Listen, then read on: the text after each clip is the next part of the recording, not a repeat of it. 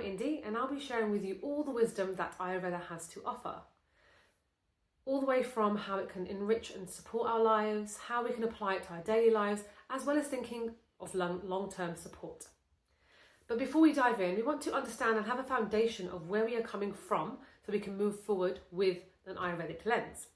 So Ayurveda makes up 4 Vedic sciences. So Ayurveda itself is an ancient holistic science. And it makes up 4 of the Vedic sciences. One of them, obviously, Ayurveda. Another one is yoga. The third is Vastu, which is the energy and the directions of spaces. And then lastly, Jyotish or astrology. And the most commonly overlapping and interlinked that you might have seen is yoga and Ayurveda, because their approaches kind of complement each other. But they can overlap with the other sciences as well, depending on the practitioner's way of practicing and level of understanding. So with Ayurveda, it is a holistic and complete medicinal science that takes in the whole person. So it takes a look at all of you. So Ayurveda is a complete, ancient, holistic medicinal science. So there is the understanding that everything that is in creation in the universe around us is made up of the elements in varying amounts. So when I talk about the elements, I mean water, air, space, fire, earth. And so everything that we see around us is made up of these very elements in varying amounts, which means they are presented and manifest in different ways. Similarly, there is a belief that those very elements is what makes us. And they're reflected through our bodily systems, through our tissues, the way that our bones are formed, even to small little things like that. So with Ayurveda, the understanding that the elements that are outside of us are also within us. And we just have varying amounts of them. And that is why whilst there might be 2 people that look similar in height, weight, shape, size, whatever it might be, their kind of composition and makeup will be very unique to one another. So we all have varying amounts of these elements within us that make our bodies, our minds, our lifestyles, and the way we live very different from the next person. So this understanding there, that's why the approach to Ayurveda, the approach via Ayurveda is very personalized with this understanding.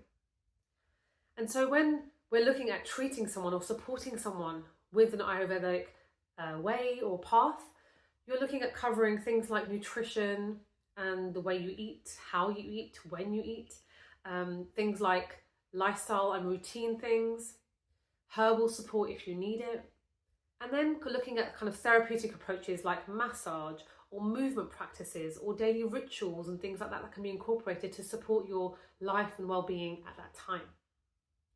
And so another understanding is that there is a cyclical nature to everything.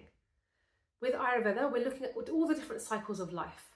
So the times of day, seasons, times of life, because where we might be at one point in our life won't be the same as another.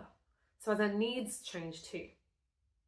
So, but what we're going to be doing here, a really kind of easy way to understand Ayurveda and begin implementing things, is through looking at it through a seasonal lens. And that's what we'll be doing here today. Another way that Ayurveda offers us to understand things better is that it categorizes the elements into 3 different parts. So this is not to separate them entirely, but just a better way of understanding them. So what we've got is air and space, and they become Vata. So air and space have their own qualities. Vata, if you think about it, air and space, if you think about those elements and the qualities that might come to mind, is that it's very void of moisture. It's very void of anything weighing it down. So imagine it being quite light, mobile, dry and rough. And then you've got water and fire, which become Pitta. So fire and water. They can be seemingly opposite, but they're not all that different. But if you think about it, if there's too much fire, the water evaporates, and what happens? Things dry out. But then also, too much water can douse a fire. So it's about keeping that balance. But with fire and water, and Pitta is what it's called, is that things are still fluid. They're a bit thicker, they're a bit more viscous, but they're still fluid. Things like oily come into mind. And then what you've got is earth and water, which become kapha. So if you think about earth and water mixing together, what kind of substance and quality comes to mind? Something sticky, something dense, clay-like. So it's very slow, almost solid, can be solid. It's also very cool. There's no heat present there at all, but there is a whole lot of moisture and stability. So if we start to think about things in those ways, it can be reflected in nature, and it can also be reflected within ourselves. And this is how Ayurveda categorizes our kind of elemental makeup. And what you'll notice is in Ayurveda, it's hardly anyone is one specific dosha. We are usually a mix of two, sometimes all three. We do all have all three doshas within us, but we just have a predominance. So one thing to understand about doshas is it's not about putting ourselves in a box, it's about understanding two different things.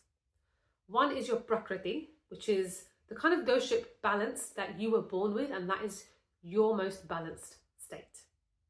And then you've got your vikriti, which is your imbalance, and that is influenced by things like your environment, where you grow up, the foods you tend to eat, or change, or move, or any life changes, or trauma, and big changes that might happen in your life. Those can actually disturb and disrupt and take us further away from our inherent balance, which is your prakriti. So that's one thing to understand. We're looking for two different things and not just one.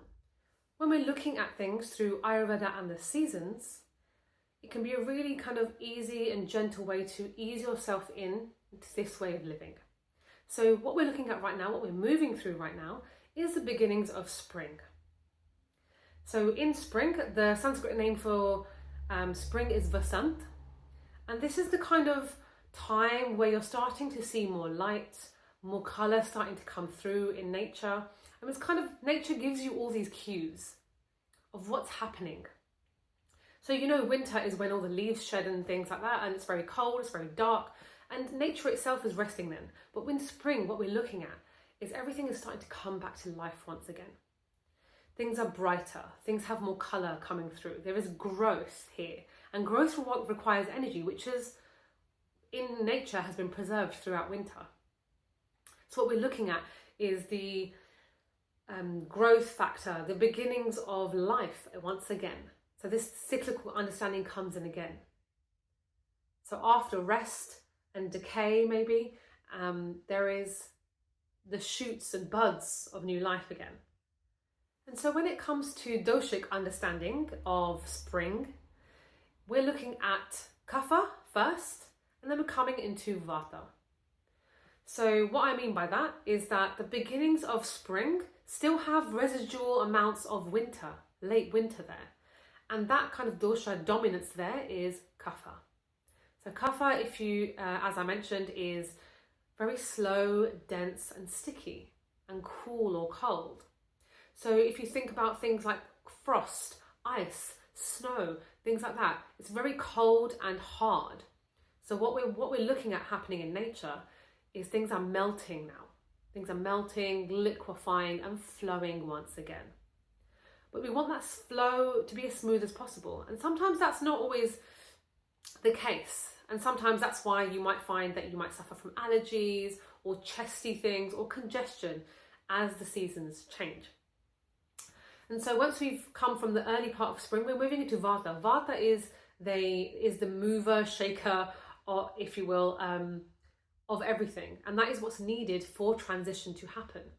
And so because vata is so light and mobile, if you think about air and space as qualities, we're looking at that kind of moving of nature. Things are growing again, things are moving again, colours are changing, and things are brightening up. So vata is involved in all of that. And what you might find then is because of that ungroundedness, is those same things might show up within you too. And you might notice that in the mind and body. So when vata shows up, and if you feel like you might have slightly more vata dominance, you may feel ungrounded, unsettled, a little bit anxious maybe, unfocused sometimes, or kind of distracted. It can be easily distracted. But those are kind of like physical things that you might notice, or a disturbed digestion is a classic symptom. But in spring, it's just about understanding what are we starting to see and how is the season and nature telling us. So aligning ourselves with what's happening outside brings harmony within us, no matter what your kind of doshic imbalance might be.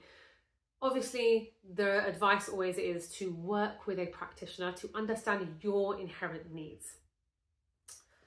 So everything that we go through here are all supportive practices that will help everyone. And so what the generalized kind of result we're looking for in spring is that we want to feel fluid and free once again. We want to starting to feel more energized. The energy is rising and building in spring for us. So you want to feel energetically a little bit lighter, brighter, and a bit more content. So as well as this, you want to feel still want to feel balanced and settled. So if you tend to have a more disturbed digestion, or your digestion kind of suffers a little bit, maybe working towards that, becoming a bit more stable, settled, and a bit more grounded in all ways. So what we want to do is work with it to support us in this time. And so with Ayurveda and the seasons and nature, it's looking outside to look within, and looking within to figure out how the outside can help us. And so this understanding that there is a big link between the world around us, nature, the seasons, all the cycles of life are inherently within us and connected to us. So I hope that helps as a foundational understanding of Ayurveda and spring.